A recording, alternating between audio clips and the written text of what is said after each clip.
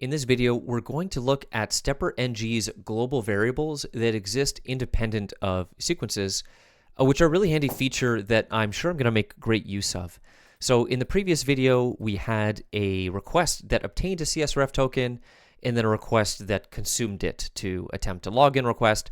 And in order to facilitate automatic retrieval and use of that CSRF token, which you can see down here in this request, we created a StepperNG sequence, and that sequence contained a single request to get that token from a response via a regular expression. Now, this is a really convenient interface over here to keep track of sequences, and it also lets us modify those, including disabling them, which is what I'm going to do here, because we are going to take a different approach in order to actually retrieve that value. So what I'm going to do is make use of a global variable, and there's a really easy way to create one. I'm going to go to the get CSRF request that I've labeled here that obtains a CSRF token, and I'm going to right click to highlight that. I'm going to double click to highlight that, and then I'm going to right click on the token, go to extensions, StepperNG, and then I'm going to click auto regex response. And what that's going to do is it's going to generate a regular expression here. Again, I mentioned previously you may want to fine tune this. Because it's not always going to be able to generate the perfect contextual regular expression. And then I'm going to give it a name, CSRF. But in this case, the regular expression is good enough for us. I click OK, and that's it. It's done.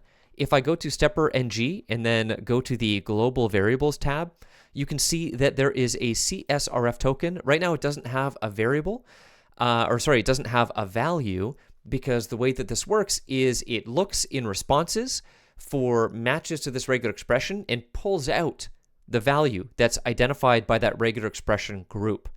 And so all we need to do to populate this value is go to repeater, click send on one of these requests, and that response will have been parsed by the StepperNG extension. And if I go back to the global variables, we can see that it now has populated a current value for that.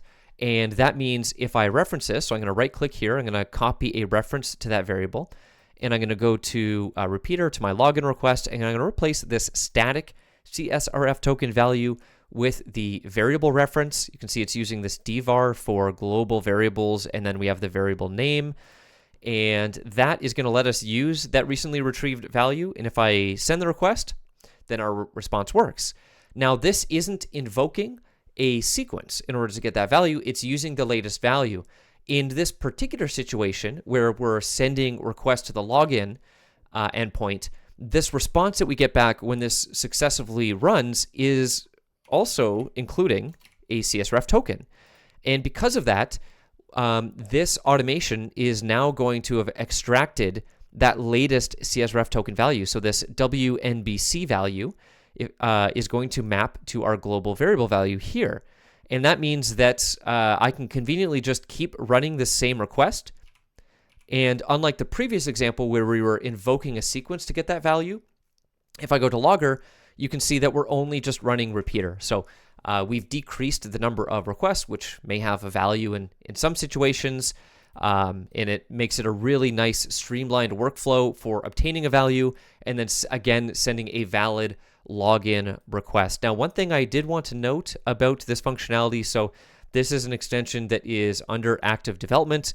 I might double check this in a different environment as well, but I'm thinking of reporting this as an issue because I noticed when you go to type in these values here manually for variables, if I hit any key here, it takes that value of the key I typed and then it advances my cursor to the next field. So if I want to just rename this like variable, you'll see it is just advanced every time I've typed into the next text field here and entered those items. So watch out for that. That could probably be quite frustrating, but nevertheless, the extension, it works. I can always, of course, go back over here and enter whatever, just re-clicking in that text field.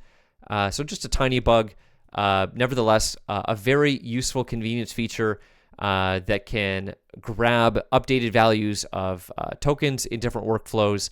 I'm sure I'm going to be making quite a bit of use of this capability.